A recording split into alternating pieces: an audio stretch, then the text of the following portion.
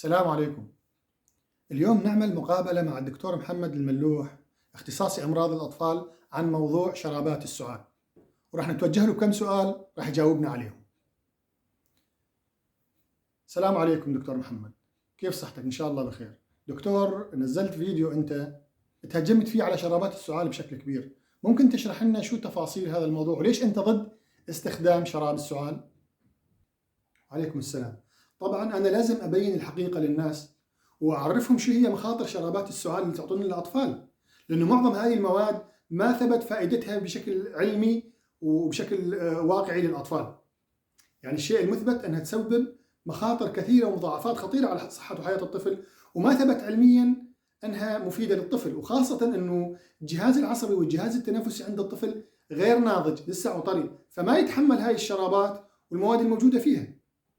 دكتور، إذا كان عندنا طفل رضيع عمره أقل من 6 أشهر ويعاني من سعال، شو التصرف الصحيح طبيا؟ طبعا الرضيع إذا كان عمره قبل 6 أشهر مسموح نعطيه رضاعة طبيعية أو صناعية من مبدأ دعم الطفل بالسوائل، محلول أنفي ننقط له في أنفه نقط أنفية، وبعدين نشفطها في الصيدلية شفاطة، اسمه شفاطة للمفرزات، وترفع رأس الطفل يعني بشكل بسيط أثناء النوم، وتعطي الطفل رذاذ أو تبخير عن طريق، يفضل يكون في كل بيت موجود جهاز للرذاذ وتحط فيه سائل ملحي، وتعمل رذاذ للطفل كل 3 إلى 4 ساعات بحيث أنه ترطب المجاري التنفسية يقدر يتخلص من هاي المفرزات. ما نعطي شرابات السعال للطفل قبل الشهر السادس لأنها تسبب خطر توقف التنفس وتثبط مركز التنفس، ومضادات الهستامين الموجودة بشرابات السعال تسبب نعاس شديد، اضطراب بنظم القلب، وقد تؤدي بالطفل إلى الاختناق. أما الأعشاب مثل اليانسون والزعتر والبابون قبل الشهر السادس فهي تراكيزها تكون غير مضبوطة وتسبب خطر التحسس والتشنجات للطفل. العسل ممنوع في هذا العمر بسبب خطر التسمم الوشيقي، وهو مرض يصيب الأطفال وخطر يسبب خطر على حياتهم. يعني لا توجد أي دراسات تظهر فائدة شراب السعال في هذا العمر. بعض الأطفال دخلوا إلى العناية المشددة بسبب جهل الأهل بهذه المخاطر. طيب دكتور، إذا كان عمر الطفل أكثر من 6 أشهر، شو هي الإجراءات؟ نفس العلاج ونفس الكلام ولا في شيء جديد؟ بعد عمر ال6 أشهر راح يظل العلاج هو علاج داعم فقط، كل ما سبق اللي ذكرناه ممنوع.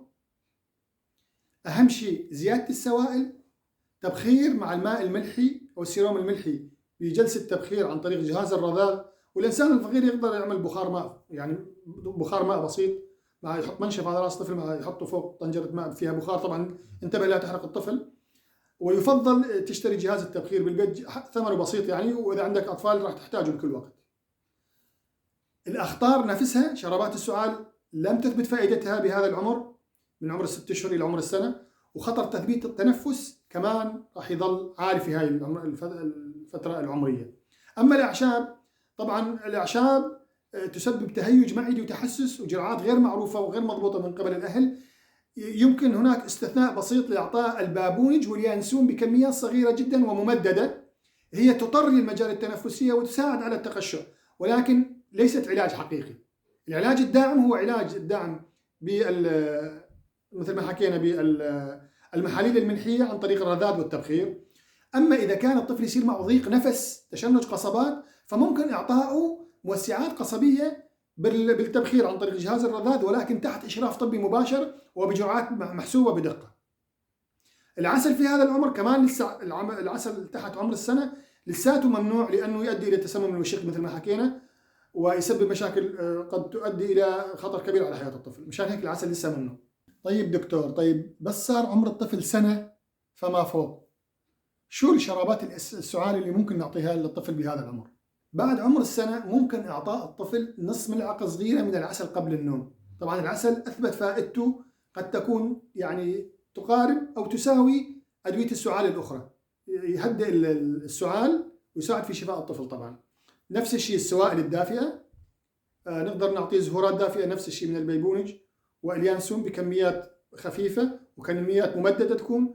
وكمان نرجع نركز على بخار الماء، هو العلاج الأساسي في هاي المرحلة العمرية، طبعا عن طريق جهاز الرذاذ الأفضل شيء طبعا، والما يستطيع يعمل بخار طبيعي. والمحلول الملحي كمان ينقط في الأنف وعن طريق الشفاطة ترجع تشفطه مرة ثانية وتنظف المجال التنفسية. طبعا الأخطار في هذا العمر من شرابات السعال، المواد الكيميائية الموجودة فيها تسبب النعاس والخفقان وتداخلات الأدوية والأدوية المركبة. طبعا صعوبة الأدوية المركبة ما نقدر نستخدمها، طبعا فيها أكثر من مادة، هي ما نقدر نستخدمها لأنه صعب جدا تقدر تعطي الطفل جرعة مضبوطة، وبهالعمر هذا راح تؤدي إلى المضاعفات التنفسية. الطفل صار عمره أكثر من سنتين، كثير من الأهالي يعطوا شراب سعال بهذا العمر. يعني شو رأيك أنت؟ ليش أنت تهجمت وقلت ممنوع؟ بعد عمر السنتين ممكن نعطي الأطفال عسل، سوائل كمان نفس العلاج، بخار الماء أو الرضاض عن طريق جهاز التبخير، والموسعات القصبية تعطى بحذر شديد عن طريق جهاز التبخير إذا في ضيق نفس وبإشراف طبي.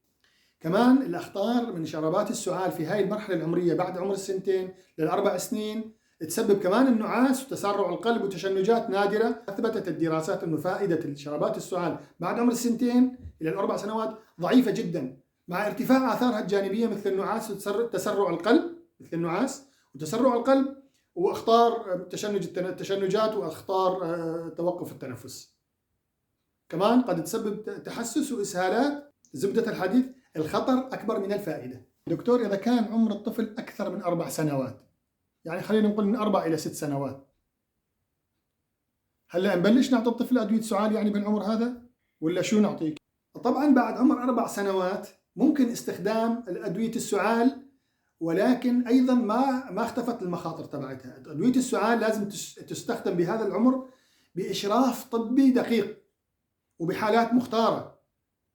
ما لازم نستخدمها بشكل روتيني، ولا لازم نخلط الأدوية، وكمان ما لازم نستخدم الأعشاب بشكل روتيني. يا دكتور، إمتى مسموح لنا نعطي أدوية لأطفالنا ونعالجهم شرابات السعال؟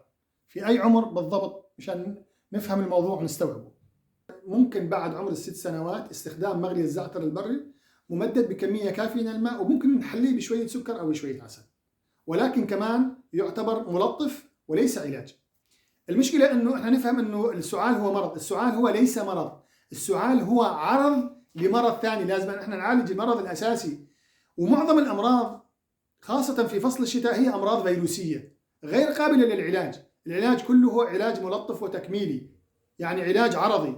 يعني الطفل صار عليه حرارة نعطيه خافض حرارة، صار عليه سعال نحاول نعطيه دواء سعال آمن يكون على صحة الطفل وتكون أعراضه الجانبية خفيفة جدا. وطبعا ضروري جدا استخدام هذا الشيء تحت إشراف، هذا العلاج تحت إشراف طبي مباشر. يعني أدوية السعال نستخدمها فقط عند الضرورة وبجرعات دقيقة ولمدة قصيرة جدا.